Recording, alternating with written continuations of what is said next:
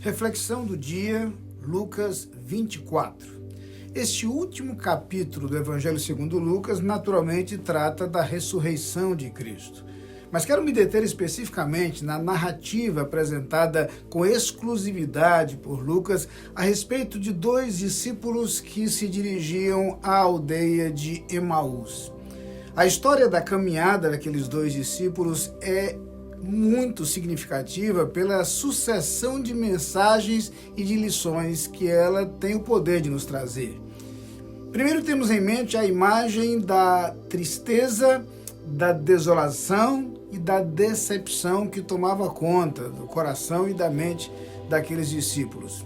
Eles eram a imagem da frustração. O modo como eles se referem ao que houvera acontecido em Jerusalém com a morte de Jesus reflete bem isso. Convém lembrar que eles não eram os únicos a assumir esta atitude. É Pedro quem, depois da crucificação, diz com poucas palavras o que estava sentindo ao afirmar: "Vou pescar".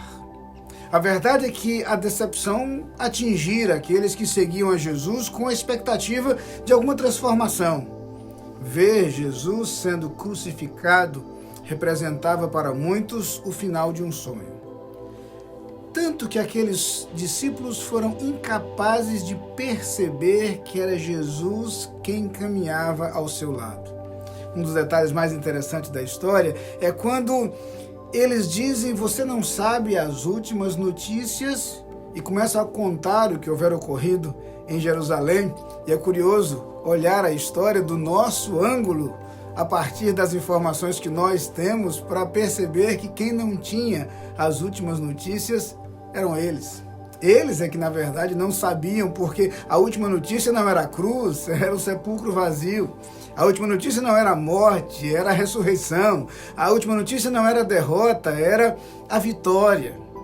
Esta história mostra a coerência de todo o projeto de Deus, e só com o tempo eles começaram a se aperceber disto à medida que Jesus mencionava as profecias e o modo como elas se cumpriram. Essa história nos lembra que Jesus fez exatamente aquilo que se propôs a fazer, ao dar a sua vida por nós. Essa história nos lembra que o nosso Jesus é um Jesus que venceu a morte. E justamente porque venceu a morte, é um Jesus que pode nos proporcionar vida e vida eterna. Na imagem daqueles discípulos, a lembrança de que, por mais sombrios e difíceis que sejam os dias, a presença de Cristo ao nosso lado transforma tudo, faz renascer a esperança e nos faz olhar para o amanhã de cabeça erguida.